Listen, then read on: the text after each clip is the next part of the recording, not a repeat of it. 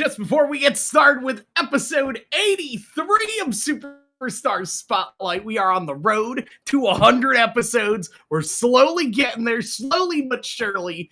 But of course, I got to shout out the good people that help me keep this thing going. Shout out Ian30, my boy that does the intros, the outros, my hype packages, the Instagram reels, the Facebook shorts, all that good stuff. Ian also has his own YouTube channel. He has his own gaming channel, I believe. Go subscribe, go support Ian30. We also got the Skittle Squad coming up soon, I believe. June 20th is Yardcore 4, King of the Yard.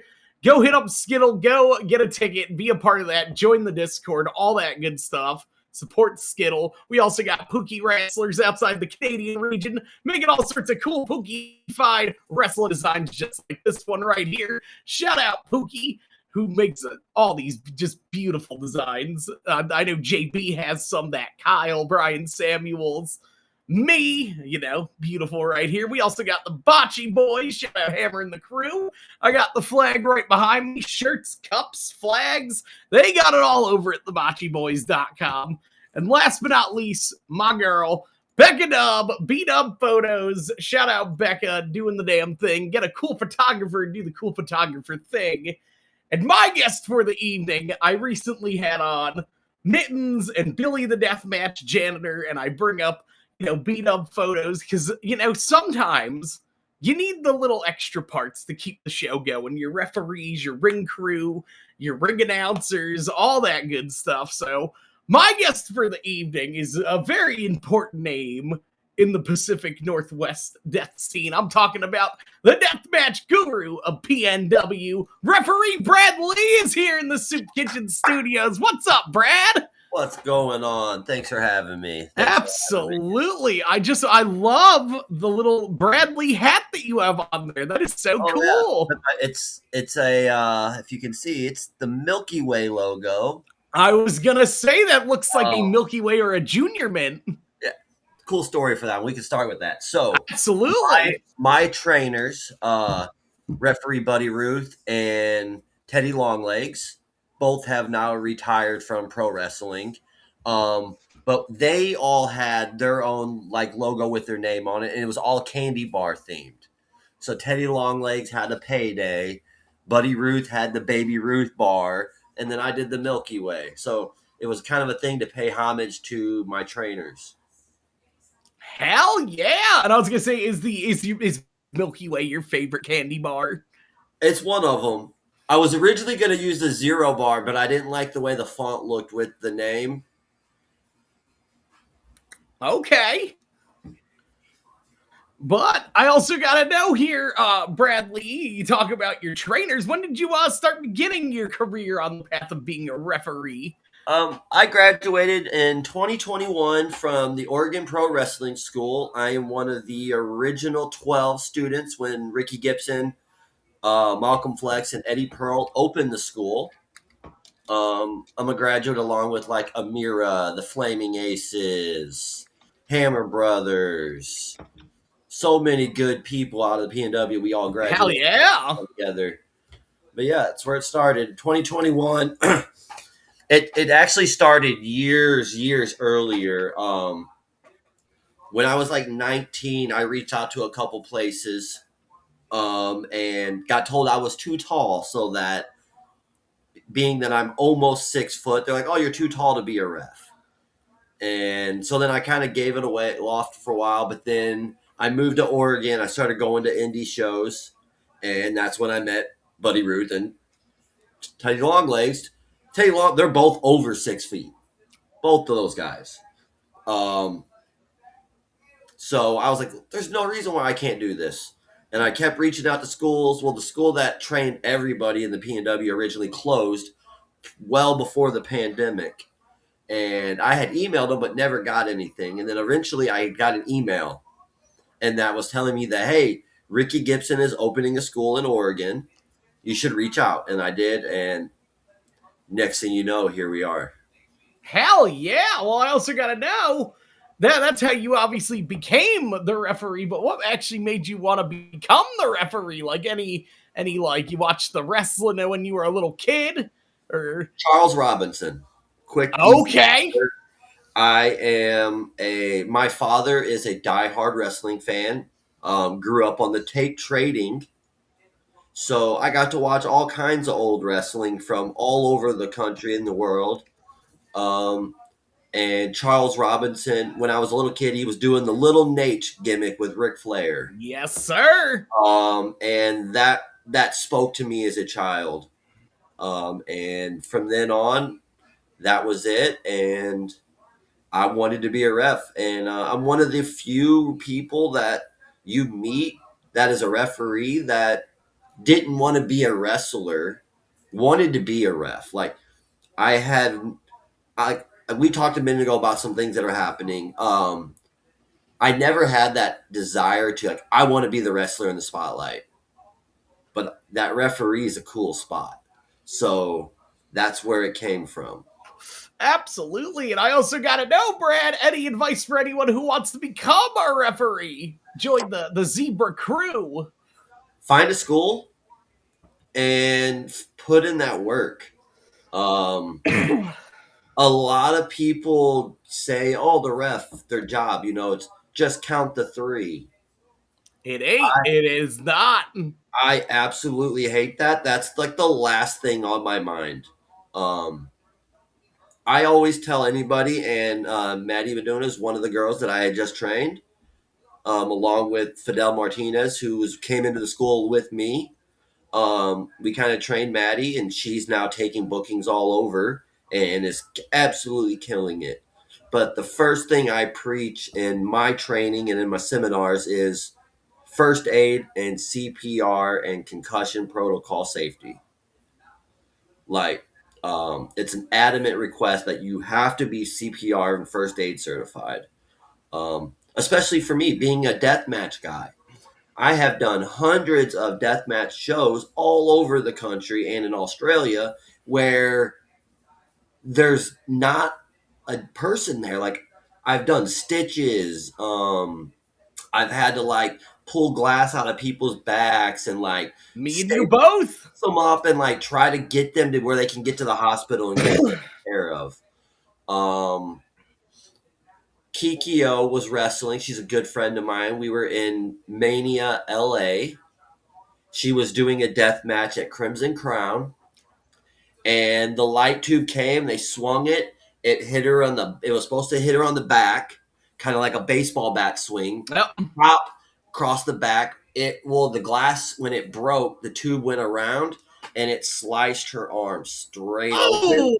And I was the ref that was on the outside because Kikio was adamant that I was going to be ringside. If I wasn't the main ref in that match, she was like, Brad's going to be ringside then as a secondary ref. Oh, yes. And the spot happened and Kikio started bleeding and I seen it instantly. And I ran in, I threw a glove and I shoved my thumb into her arm and blocked the artery. We taped it up, sealed it up. Me and Hardcore were sitting there. I'm like this, holding her arm, and Hardcore is taping it up so we can get her to the hospital.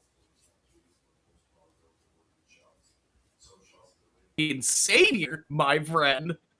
Because besides, there's only another individual who I can think who is sadly not here anymore who would do the exact same thing.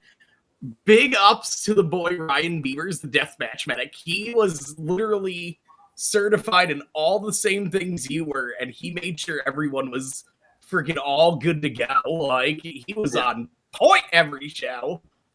Yep, we're gonna do the art, and it's hardcore, and people are going to get hurt. Like, it's not one of them things where like you could wrestle 1,000 regular matches and never get hurt.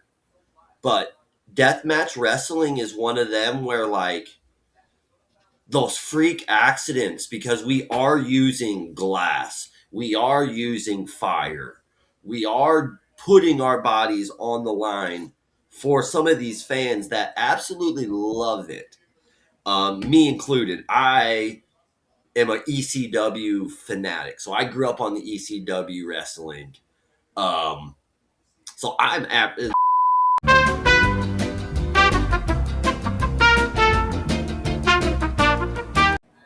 Okay, yeah, that's my end. Iowa, the That sounds Iowa, perfect now. yeah, the Iowa Wi-Fi towers are down. I'm now using my phone internet. Yay! I pay for like the highest paid internet you can get. I do a lot of game streaming and stuff, so I checked my speed when everything was crashing. I'm at a 997 per second, so I think I'm doing on. I Mine's on. knew I knew it was my end too. I was like, no, because it's been doing that all day. Because it's been 5 degrees, fucking -1. So I already know the towers are freezing out here. It's horrible. Yeah, I think But we're in the 40s at come like now about right now right here. It's cold, but it's not bad. it's 5 degrees over here. I got a blanket over the hot dog is in the blanket, Brad. But we're back. I had a little technical difficulty. As I was saying, Bradley, I gotta know, what are some of your deathmatch reffing no-nos? Um, expand on that. Like, Is there any, actually, like, when you're in the, say, like, any weapons you don't like dealing with, any, like, any wrestlers that, like, attitude problems, something. Any just, like, um, I personally don't have anything against any weapon we use in deathmatch wrestling. Whenever we do like fans bring the weapons kind of matches, every one of those fans brings me their weapon, oh, and yeah. I look at it and I take a look at it, and then if I approve it, I will usually kind of put like a little sticker on it, and then I put it in the back for the boys, and then they know if that sticker's on it, I've looked at it, I feel like it's okay. If it's not, I just break it apart, take the whatever blade or wires out of it. We get people bringing razor blades and stuff. I usually tend to stay away from like razor wire or anything with like razor blades that are hard glued into anything. Um, the knife board is one that knife boards are kind of like, or scissor boards are kind of, in my mind, there's the risk factor that is a lot higher injuries versus the like being on the land. Like I just don't. I'm not a big fan of them, but like if they're going to use it and they feel confident, then I'm gonna let it go. But personally, there would that'd be the one thing that I would like if they're like we're gonna ref bump you into like bar something. It's a hell no. If you're anything with a razor wire or like that, like gusset plates, you can drive them into me. I'll take a gusset plate. I'll take barbed wire. Like You'll do the basics, but not the next step up, which, oh boy, once I you go to mean, that next step up. those kazins that they stab into your head, like I've had to like Ooh. take screwdrivers and like pry on their forehead to get them out. So like those are weapons that like I get it and I dig it and I think it's fucking crazy when you do it. I just don't think there's a need for it. Um, we're still telling stories, so like we can tell stories without like permanently damaging somebody. 100% agree with you on that one. I also got no Brad though. Any pros and cons of being a referee?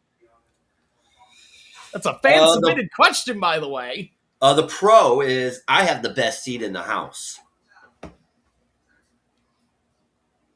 The cons and death matches, I don't know how many times where like light tubes shatter and I turn and I've been cut just from light tubes or go through a bunch of crap and it blops up and then I'm like diving and trying to do like matrix moves to get around it. That's the con to me is the but like on the outside of deathmatch wrestling, there's zero cons to it. If you're as much of a fan of this art as I am, I don't have like there's nothing that's a con to me about pro wrestling. I like that. That's a very you stated that so well. That is beautiful. But you also talked about the fuckery aspect of wrestling earlier. I'm gonna ADHD brain bring it back to that real quick. And you talked about unique weapons that the fans have brought. Is there any other unique fan brought weapons that you've interacted with as a referee, weapons master of sort? Um, they well, here in the PNW, like the last time we did a fans bring the weapons match, I like went online and made a post through the company page for that promotion. Was like, here's things that I'm not going to allow you to bring. Here's things like, especially like some of these fans bringing the weapons shows. We're not a death. It's not a death match company. You know, it's It's the so one and done match on the. It's the one hardcore match on the card. yeah. So let's keep it to where like a lot of those shows are gonna have kids there, Yeah. and like to me, like that's why we have deathmatch wrestling, and that's why we have shows that are 18 to 21 up. We can keep that there, and like I like it when we do a little hardcore. Like we do a lot of hardcore matches in the PNW where there's still children in there. So like let's keep the cussing down, and like let's still make it a family friendly show, even though we are going to go a little bit extreme here. Oh yeah. I love that. And then I also have this one here, Brad. What is your favorite and least favorite contraption to build, deathmatch wise? My favorite contraption that I've ever built was for Prestige Roseland, and I spent 5 hours with a trampoline, and I weaved barbed wire from one side to the other until it went across the entire thing, because that was a match. And you can see the shirt hanging up on the wall there. That is signed by Danger Aaron of Jackass. Oh, hell yeah. Because I was the ref in a death match with Danger Aaron versus the homicidal artist Drexel. Hell yeah. I remember that match. So I built that cat. The whole barbed wire thing was something that I spent hours and hours on. But yeah, that was one of my favorite moments. Pow Pro Wrestling down in Eugene, Oregon. You can watch all those shows on YouTube for free.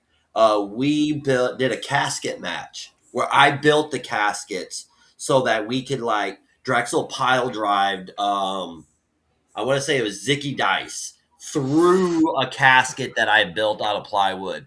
So like my neighbors have to think I'm some kind of maniac because like I'm out there building coffins out of plywood, and like I built the cage. So we have a cage at Powell that I actually built the ring, put the ring up in my front yard, and I designed this with the steel cage pieces and manufactured how they were going to get put on the ring, how that, and so I did that in my backyard, right in my front yard, right off the main road. So people are driving, watching me build crazy contraptions all the time. That is so goddamn cool. And you said that this is the Oregon region. Yeah. Well, that'll bring me to this question, Brad. What are some cool things that people may not know about Oregon? There's a lot of great wrestling here. There Lot really of great is. wrestling. Um, you'll talk to a lot of the old timers that have been in Oregon. Like Oregon has a history. We got Roddy Piper history. We got old school history here, and like then it became like a black hole for a while. And the last 20 years has really changed the narrative of what the PNW is. And like there's so many great talented people out of the PNW that have made it to Ring of Honor and AEW and got to do extra work for WWE. Like there's so many talented people here that need to be discovered. Like guys like Jaden, guys like Yeah. Flaming Aces, Charlie Avell, Alpha Sigma Squad. These guys are all putting in the work, creating a craft that has lasting effect on people. And also shout out Zeb Saint One. I am a My huge fan of. boy. I'll say I am a huge fan of that individual. They are They're fire. they're Washington boys. That's why I didn't put them in that Oregon list. But Okay. you go up in those like Washington, you got the Zeb Saint ones. You got Madison you have Chase James with the Relentless putting in some banger shows. Like they just announced RVD. Like, Oh hell yeah! The whole oh, epic show. like so you got them doing their thing. You got so many talented workers coming out of like Dragonplex School. SOS has the Grit City School pulling out some great name people. So like wrestling is a hotbed in the PNW. Well, hell yeah! We talk about the PNW. I want to talk about the PND, Bradley. Any good memories from Pacific North Death? That was an adventure that came out of nowhere. I met a guy named John. He had the idea of running a one time kind of just he wanted to do a super show. Um, and had no idea what was gonna have to entail into like doing with this. One thing a lot of people and we got a lot of hate in the deathmatch community. I remember. I did not like the hate that y'all got. Um, So, oh, yeah, to the point where we were like the woke death match, where I was like, "Fuck it, I'm gonna make a fucking death match shirt where we're breaking light tubes and rainbows are coming out." Because hell yeah! it's been that way. It's like fuck those guys. They don't care. They are gonna sit on their computer and they're gonna talk their shit, but they aren't gonna get up and train and do what we do. Damn Now, fucking right. here's the one thing that people need to understand about Oregon. We have an athletic commission. So we have to follow rules.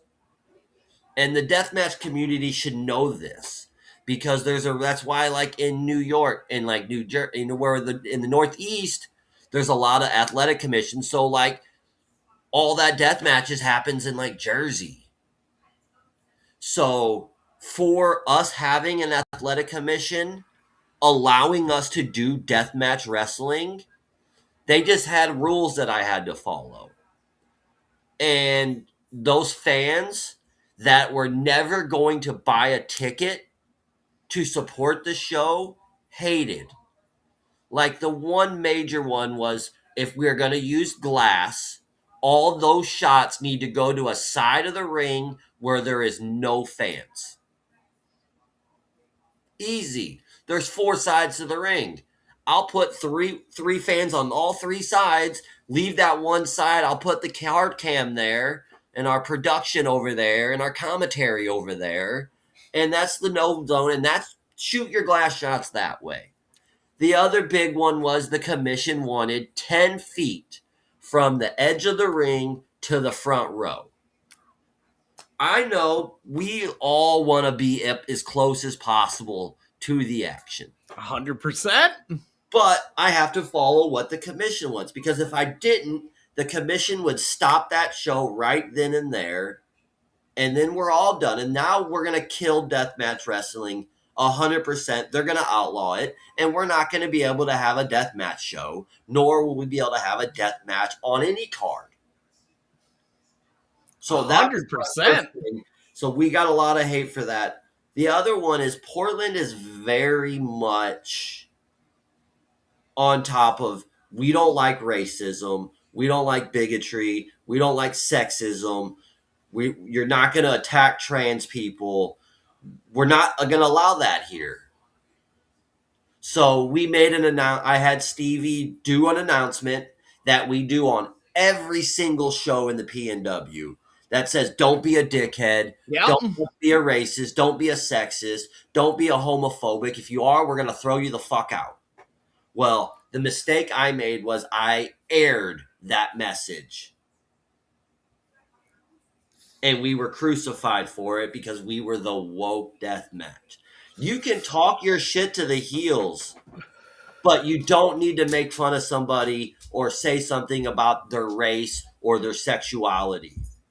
100%. They can be the biggest asshole person in the world. Talk that shit. Fuck you, you son of a bitch. That's fine. but don't attack them because of their religious views. 100, brother. I could that is 100% agree. Don't be a fucking dickhead in wrestling. And It's I don't it's know why fans feel like because it's pro wrestling, they can say whatever they want. and Because think they have an opinion too. in the real world, if somebody said something derogatory to me, I'm going to punch you in the face. I am the same way, my friend. So, like, because it's a show, you think it's all right. That's the one thing that gets me the most. But otherwise, P&D was the most fun. I got to work with some amazing people, and we got to highlight what the fuck deathmatch wrestling really is. I remember that one show at the No Ring venue. What was that? The Vertigo, I believe, if I'm correct. No. We called it Persona non granda, Yeah, there we go. and we did that at the Twilight Cafe. I have since started my own another company called Dope Pro Wrestling, Death of Portland Extreme, and it's a no ring show. We've done one so far. I don't know when I'm gonna do another one again. My thought is if I run a deathmatch show every single month, fans are gonna get tired of seeing. Like I want that to be magical. So if I only do one or two a year, then that's it. Because Oh yeah, I'm not overdoing it because you can only see so many people get hit with light tubes every day. absolutely. And then Oregon outlawed light tubes, so you cannot buy a fluorescent light tube in the state. I That's crazy. So now I you got to get creative. yeah, under my bed, which we're in my bedroom, under my bed over here, there is 6 boxes of light tubes sitting there for whenever the hell I decide I'm going to use them. I have a closet in my other room that is full of weapons. There's gusset plates sitting on my counter right now. I am the same way. I have my hoodie closet is also when the time comes. Whenever it's a big fans bring the weapons day. Usually it's specifically for that, or if it's like a themed death match, I will make sure to stock up on what it like. Recently, shout out We Love Wrestling out in Wisconsin. We did a trick or treat death match and I had like a barbed wire skeleton, a tombstone, foam tombstone with the gusset plates, a thumbtack caramel apple. I had it all stored away in the closet. It was all like building up as the times kept On my going, and then it was show day, and I on had my a front porch, there's a barbed wire spiel just sitting on my porch. My neighbors go, "What's that for?" I go, "Oh, I throw people through that." And they look at me like, "What?" yeah, my favorite's going into the Goodwill, and they're like, "What's all this for?" And I'm like, "Oh, wrestling." I'll find the clip and I'll send it to you so you can post it on your page and stuff too to go with this. We did a I'll match. clip it. We did a match at Pow Pro Wrestling where it was a barbed wire match. So took the ropes off, I put barbed wire up, and I created something that I've never seen done before. Do you remember the old aluminum foldable like picnic chairs? They had the aluminum frame and like they had like the plasticky neon like mesh Oh yeah, yeah, yeah. that was two thing and it would clap so you could Oh throw it. yeah. I took one of those and I cut all of the fabric off of it. And on the bottom for the seat, I weaved wire back and forth across. So it had a nice little weave like that of wire on the seat. And then I did the exact same thing for the back. It was able to fold up and unfold. We did a match at POW with the barbed wire. That chair got used. It got pulled into the ring and it's sitting there. Funny Bone's in one corner. Zicky Dice is down in front of it. Right as Funny Bone comes in with a huge ass claymore, I get grabbed, yanked, kicked in the face, fly into that chair, land. The chair collapses full of Oh, me. I fly out into the barbed wire ropes and slice the back of my head open. oh, damn, Brad. That same show, not that same show, but that same event, we did a match where Levi Shapiro is wrestling. He grabs a ladder swings it, hits me in the dome, splits me wide open. There's a huge ass scar across the top of my head from where that Oh my god. happened. Well, But if you got that clip too, I'll gladly clip them both in here. that one, that was a fun one because when they rolled me over to get me out of the ring, and I looked down, and you just see the blood just pouring out of my head. Oh. Um, that was the worst cut and injury that I've ever had. Well, I'm not gonna say the worst injury. That was the worst cut I've ever had happen. And then I got it to stop bleeding, and then I got home, and my hair was all dried blood. So I didn't think anything of it, but I hopped in a warm shower to try to clean off my hair, and it reopened. And I just started. I looked down, and my shower is covered in blood, and I'm leaking out of my head. So I had to like get dressed while I'm pouring blood, typing a towel around my head, and I walked to the hospital that's like a block from my house, and I got 7 staples in my forehead. Oh my goodness. If I would have That had is a staple crazy. gun, I would have done it myself here in my bathroom. But I did not have one of those in my first aid kit. I love it. Well, I was gonna say I saw you hitting the bong earlier, Brad. So that means we can ask the 420 friendly questions. I currently just got this brand new vape. They just started producing these. This is Phantom OG, and a shout out Green Phantom because I kept making the joke. I was like, I wish it was green Yeah, because it's I've done a very blue. podcast now where I haven't, and like for the longest time, I wasn't gonna smoke weed, and like I've been very like try to be professional with it because I always had that goal of trying to get to TV. I have since learned that that is not in my playing cards as a ref. Like, They and just found out Finn I'm Balor okay. smoked weed. I'm okay with it. I'm like, I'm happy in my career. I'm happy with the things that I have accomplished. Like I said, I graduated in 21. It's 26. I have worked in 30 states for over 50 different companies. I've traveled all over this country doing this. Growing up a poor kid from the Midwest, like we didn't do family vacations and things. So like I've got to see more because of referee Brad Lee and what he's done in the career, and it's taking me places that I've never imagined. So with that, I'm happy as could be, and like I'm content with where I am in my career. So now it's kind of like, but I still try to be responsible because, like, there is children that come to our shows that look up to me. So like show day, I try not to smoke weed or like smoke flower in front of them. But I mean, my shoot job is I work on a cannabis farm. Oh my So goodness, this cannabis is is perfect a segue. life. So it's one of them things where like it is what it is. I live in the state of Oregon where cannabis is legal for recreational use. So it is what it is, and the world is changing on the views of cannabis. So maybe one day like that nobody will care about cannabis use and it won't be a big deal. But the other thing that I've learned is that television refs are the status quo has been the white male referee. Wrestling has progressed. We're seeing a lot more people of color as referees. We are seeing women as referees on television. So I am like I said, I've trained a girl named Maddie.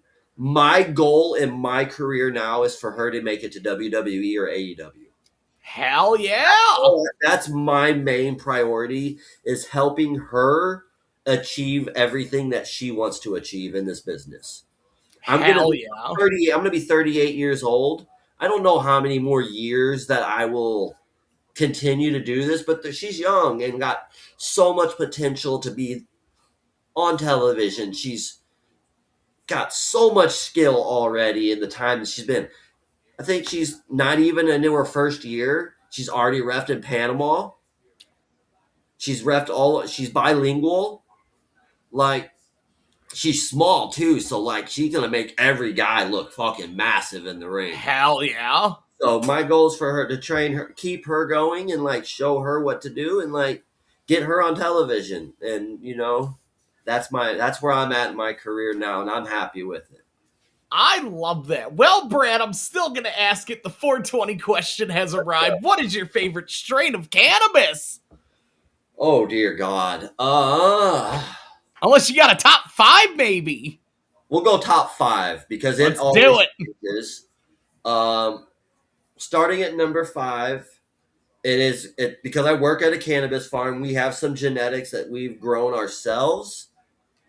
So we have this one called a Zumo. I'm gonna put that at number five. We have a dark rainbow times apple empanada. I'm gonna put that at number four.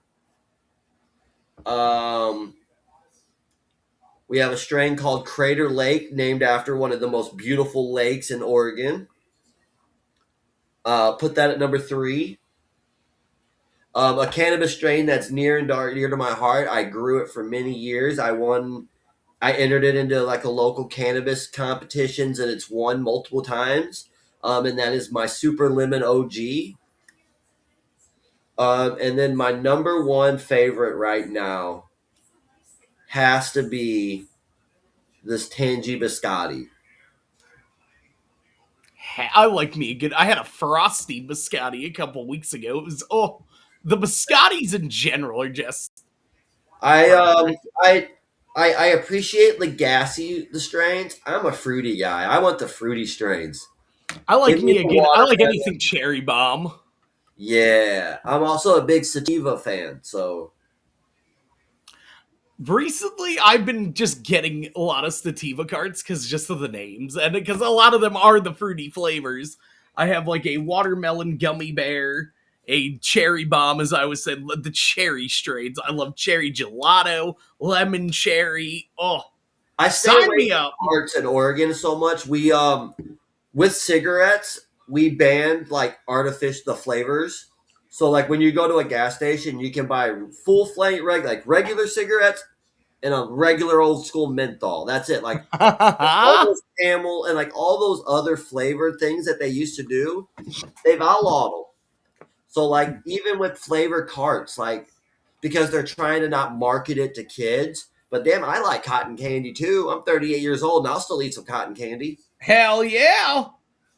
But I also got to know here, Bradley, who is your dream blunt rotation? You have up to four names. Rob Van Dam. Um, fuck, I've smoked with so many of them already. Um, I don't know, but I would say the dream person for me to smoke weed with would be Rob Van Dam. Um, Someone else, I asked that question to someone else, and they just gave me the one name. So the we other just want to one, stay with I old mean, RVD. I mean, fuck. There's a few people like I might get some hate for it, but I'd love to smoke weed with Matt Riddle. Oh, hell yeah. Like put Matt Riddle, RVD, me, fuck Randy Orton. Everybody knows what, a bunch of the fuck. We'll put Finn Balor in there. He came out smoking weed. Yeah. I'll take that blunt rotation. Like I've smoked with like people that I'm not gonna blast their business out, but like I've got to smoke weed with some really cool people in my time. I feel like everybody has that list because I also have a nice list of people who I also will not put out there for the sake of the safety. But it's just like, God damn, you're smoking with them, and you're just like, I am here right now with X, Y, and Z, who did X, Y, and Z long time ago. It's Right. crazy. Yeah, like I've got to smoke weed with some really fun people. So like, yeah, Hell yeah. Well, speaking of the cannabis, when you get stoned, you get the munchies. We're gonna move on to the food questions here, Brad. We're big food people here on this I like podcast. to Not eat. only wrestling, but we got to know, Bradley, favorite on the road snack and beverage combo. What are some necessities that you always have when you're on the Sugar-free Red road? Bulls. I drink like 7 of them a day, every day. So sugar-free Red Bulls are a must. Um, and then, especially when it's cold, Dutch Bros coffee. Hell yeah. And then what about food wise? Um, I tend to not eat a lot during show days, but usually afterwards, like I'll get some pizza, or on the way home, we'll stop at like a truck stop and I'll grab like taquitos or something. Well, you talked about pizza. Now I gotta know what's your perfect pizza. Anything with pineapple on it, we'll get that kind of Hell pizza. yeah. Hell yeah.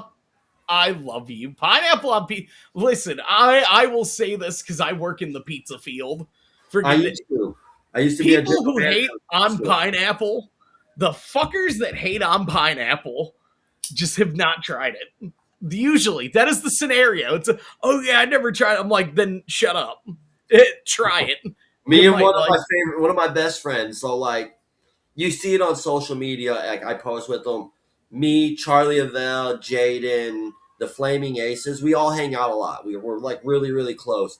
I'm older than all of them, so I feel like I'm like their older brother. Um, Me and Charlie bonded over pineapple on pizza. Hell yeah. My one no go on a pizza is olives. You can take that shit somewhere else. Me and you fucking both. Oh my god, I'll be making pizzas all day, and everyone's like, oh yeah, let me get pepperoni and olives. And I'm like, you Hot just honey. ruined this. Pepperoni with hot honey and nothing else. Yes! We just freaking got hot honey, Bradley. The Iowa people are about to. I'm from New York. The Iowa people are about to find out what the fuck is good with hot honey when Have they you try tried it. to Cheez It hot honey? I've seen it, and I'm terrified of the Cheez It crust. It looks scary. It's by far I've the best Cheez It I've ever had in my life. okay. I'll say they also have the big Cheez It frozen pizzas. Those are And good. I did buy one of those. those look terrifying to me. I They're can't. They good. stare me down every day. I'm just like, But oh, I do have the hot honey Cheez-Its at my desk at work, and I snack on them all the time. oh, They hell. I say was gonna limited say. time. I'm gonna have to buy a couple boxes of them because if they run out, I'm gonna be mad. I got a box of the regulars. That's this is one of my favorite munchie snacks right here. Good My old top five Cheez-Its. munchie snacks. I try not to eat them as much because I have been really focusing on my body in the gym and watching my macros and calories and stuff. But But Cheez obviously on a good cheat day, Cheez-Its, Funyuns, Pringles. You remember the old Bugles? I always say that is the deathmatch weapon of food. And Those then shits tear up your yeah, mouth. I would say like I'm a Starburst fanatic. Hell yeah! What is there a specific flavor you tend to, or do you eat all of them? I eat all of them. I am a big fan of that tropical edition ones. I was at a Halloween party and I was so high I picked out all the red starbursts because that's what I was specifically craving at the time. I was like, I need all the red ones. So here I am in the candy bowl opening 30 freaking little 2 packs of starbursts. And everyone's like, what the fuck is Dewey doing? And I'm just like, I'm sorry, I'm high and I have cotton mouth. And I'm just craving this flavor. Like the cherry one Yeah, is, I I think out love of that the one. original, everybody says the strawberry, and the strawberry is great. Give me the yellows. Yeah, I just give me all the reds. Everyone's got that one they tend to. I like them all, but the red one specifically. I do not like the Strawburst minis. The fucking bag with the little minis. Yeah, where they're Those, all unwrapped and touching each other. those are Yeah. garbage. They have Oh. a weird texture to them that I just can't get behind. You know what also is a weird the Jolly Rancher gummies. I tried them recently. They taste exactly like the Jolly Rancher in the gummy form, but it's such a mental mind fuck that you're chewing on a Jolly Rancher without like the crunch factor. It's so weird. But I also got this question here, Bradley. What is your favorite kind of sandwich? A Reuben. Hell yeah! Another one joins the Reuben Club. A lot of people out here on the wrestling community love the Well, you said you're Reuben. from New York, so Reubens are huge in New York. They are delicious. Over here in Iowa, though, it's the pork tenderloin sandwich. It's a piece of pork as big as my head on a bun. That's It's crazy. crazy. It is. I'll have to send you a picture of it. They're unbelievable, and they're pretty good if you get a good one. But that was actually all the food questions here. Bradley, I got a no fan submitted question. What are some of your favorite matches and death matches that you've ref so far? Um, Doctor Redacted. I love him so fucking much. Anything I get to do with him. John Wayne Murdoch is my boy. I love that man so much. Both of those two, getting to work with them is phenomenal. When I did Persona Non Granda, I got to ref in a match with John Wayne Murdoch and Drexel and Jimmy Lloyd. That was a really fun one. Hell Um, yeah. but hardcore is my boy. Anything I can do with hardcore, I'm all for it. Nah, Hardcore's a big homie here to the podcast. And also, we have this question here, Bradley. What has been the most gratifying moment of your career so far? The most gratifying moment so far was it's probably and it's going to be my number one match that I was involved in, and it was at Prestige Combat Clash 2, and it had Judas Icarus versus Alan Angels in a steel cage. Hundreds and hundreds and hundreds of people there. Being involved in that match is definitely up there for me. Hell yeah. I was going to say, Alan Angels is a friggin' phenomenal superstar. If you have not watched that match, I know William has posted it like on Facebook or on like his YouTube channel and stuff. Like you can watch that match for free. And Oh, if you hell have yeah. not watched it, it is the greatest. You will spend the next hour watching that and be like, this was one of the greatest matches I've ever seen. I will have to check that out right after we record this here, Brad. You have sold me, honestly. My I've had, second match happened at Prestige, which was involving my trainers, Ricky Gibson and Eddie Pearl. They did a TLC match versus C4 for the Prestige Tag Team titles. And that match had more blood in it than any death match I have ever been in. oh, hell yeah.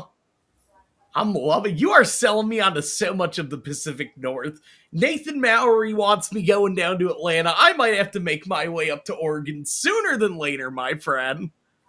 It's a fun one. We have so many good promotions up here. DOA, DOA is the one that has been going for like 18 solid years. And DOA stands for Don't Own Anyone. Oh, hell yeah. Because there was a time where wrestling promoters tried to own their talent and wouldn't allow you to go work other places. Yup. So DOA said, fuck that. This is no bullshit, just wrestling. We don't own anyone. Go make your art, make your magic, and have fun. And that's why DOA has been going so long. And we put on shows with between 275 to 500 people every single month. Hell fucking yeah. So, Well, I was going to say, you were saying. so yeah, DOA Pro Wrestling is a much watch here. POW Pro Wrestling, SOS Pro Wrestling. I know I'm going to miss a few here. Prestige, even though we're having our last Prestige shows coming up. Relentless is one to keep your eyes on. But yeah, here in Oregon alone, DOA, POW Pro Wrestling, those are my homes. Those are places that I enjoy making art. We had a POW show last night. It's up on YouTube to watch right now. I'm going to say that was probably the best show we've had all year. And every single month, I keep saying that. And I'm like, I don't know where it's going to like. because we just keep elevating and elevating and elevating these product, and it comes to like the talent that's coming up, the up and coming talent that are putting their blood, sweat, and tears into this. It's them. They're really killing it and making this place so amazing. Hell yeah. I love hearing that. Oregon sounds like the place to be for the future of pro wrestling, hopefully, especially on the indies out here. And same thing with over here, the Wisconsin and the Chicago scene too. Holy Wisconsin's a moly. state that I haven't done yet. Iowa's a state that I haven't done yet. Well, maybe we got to get Brad Lee out here. That would be pretty cool. Yeah, I'd like to knock off some of those. I had a lot of fun doing a show in Nebraska on an Indian reservation. That's where I made my ring announcing debut. So, Omaha, Nebraska. yeah, there's so many cool places. I've gotten to meet so many cool people. But yeah, that I'd love to be able to come out there. Um, and some place that I haven't got to work yet is in my hometown. Where are you from? Where I'm from, Belleville, Illinois. There's a company called Southern Illinois Championship Wrestling. My dad goes to those shows, so like my dad watches me on TV. Like I'll send him the matches the next day because he works super early in the morning, so he doesn't stay up late. So I send him the show, and he watches every single match I'm in. But he's never been able to be live in the crowd while I'm there. So that is a bucket list for me, is to get back home and get to work a show with my parents at the show and my dad's friends, all the people that took me to pro wrestling. I got to like my dad took me to Hell in the Cell, the very first Hell in the Cell where Kane debuted, Shawn Michaels versus Undertaker in the Cell. I've got to see so much cool things. So like for all of my dad's friends that pretty much lit the fire that created referee Brad Lee, for them to be able to see me live is a bucket list. Hell yeah. Well, Brad Lee, we got 4 questions left. I gotta know any cool interests outside of pro wrestling. I'm a video game nerd. I've been All right. right before we got on. I was playing the Pokemon game because I don't always buy the games like right when they come out. A lot of my friends do, and then they play them, and they're like, "All right, you need to get this one." So I bought the Pokemon Z to A, and I'm playing that one right now. Well, that'll then bring me to this question, then, Bradley. Your top favorite console of all time and the 3 favorite games you played from it. My top favorite console is going to be the Nintendo 64. It was the first console that I got as a present as a kid. I remember my dad buying a Super Nintendo for the house and playing that as a kid. But the Nintendo 64 was the console that I had in my bedroom. And playing 007, No Mercy, Super Mario, Zelda. Those were my shit. Hell yeah. Lots of good, great games right there. What about WWF No Mercy? That was on the list. That's one of them. Nowadays, I use a PC. I play all my PS2 and PS1 games on my PC. So I have all those old ones. I have my Switch 2. I have my Wii. And then I have my PS5.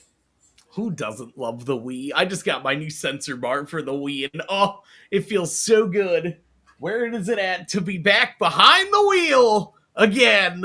If I you don't play know, my you Wii know. very often, but I do have it. I got a modded Wii, so it's got like all the Oh, GameCube and hell all yeah. that on it. So whenever I want to get nostalgia, I'll plug in the GameCube controller and sit there and play some old school games. I love it. Well, second to last question here, Brad. I gotta know if you could book your dream concert lineup, 3 to 4 bands or artists. What would the lineup be? You got access to anybody. This is gonna be a crazy one because we're gonna go across yonders here. My headliner would be the Grateful Dead. Oh, hell yeah. Um, I would get into some metal with like OTEP. and then some like John Fogerty. Hell yeah. I'm fucking all over the place, but yeah, no, I love that. I'm a diehard Deadhead. I love the Grateful Dead. Rest in peace, Bob Weir. But yeah, no, the Dead is my shit. I love that. That is, oh my goodness. I love me some Grateful Dead. Shout out my buddy Colin. He is the reason I am hugely into the Grateful Dead. We were working in the dishwashing region of a job somewhere, and he showed me it, and I was like, this is amazing. It is great. Yeah, it's my family wasn't into the Dead. I didn't get into the Dead until I was probably in my mid 20s. But I found them like all my friends. They started playing music as kids, so like they all played metal music, and then like we all kind of gradually went from like metal, and it kind of got into like funk, blues, and like became Deadheads, and like it's weird how like groups of friends all fall in the same like music genres, but like that's how I found the Dead was because of my friends. Hell yeah. Well, Bradley, we're down to the last question, the spiciest question. The reason we have this podcast, Brad, the deathmatch wrestling community has to know, referee Bradley, what is your favorite kind of soup? Favorite soup? Yes, sir. I'm oddly enough not a soup fan. All right, I can ask the backup question then. Bradley, what is your favorite kind of cereal? Fruit Loops. There we go. A very, very solid cereal. Well, Bradley, we have come to the end of the interview. This is the part. Plug your socials, anything you want to tell the fans. We're going to Booker find you to promote you. And anything you want to plug for dope, all that good stuff. This is your time. Yeah, I pretty much did a lot of that plugging throughout this thing with all the shows that I'm on. But if you want to find me, it's everything's Facebook, Instagram. I'm no longer on Twitter, but Facebook, Instagram, referee Bradley. I'm on there. You can find Dope Pro Wrestling on Instagram and Twitter, all those places. But pretty much, yeah, just there. Follow Pow Pro Wrestling and DOA. That's my main two. That say those two are putting in the work, and those are the ones that I'm very much a part of. A lot of everything that goes in behind the scenes with those shows. I run like setting up the ring and the tear down, and I do all of the setup for the lights, and I coordinate everything for those shows with on that level of stuff. On top of like assigning the refs duties and working with all the refs. Hell yeah. Well, I would say follow Maddie Medina. That's the future of the PNW as a referees go right there. Um, that's who I would say follow her, follow me, follow Fidel Martinez, Robbie Courageous, Devin Campbell, some of the best refs in the area. Yuki, we had the tatted ref up there in Seattle. Follow him. Like there's some great refs here that do some amazing things, and we all are different and unique. I'm probably the most different than anybody. I'm very vocal in the ring. I like to teach people. So, like, if you've never been to a pro wrestling show, you don't know rules and what's going on. So, I'm very vocal about teaching. So, yeah, that's my thing. But yeah, I would say follow all those. well, hell yeah. Well then, that just my mama hot dog just came down here and just threw me off my guard. I think we're just signing off for now for referee Bradley. I'm Dewey the hot dog. Deathmatch United, soups, death matches, and all good things in between. And I'll catch you on the next one.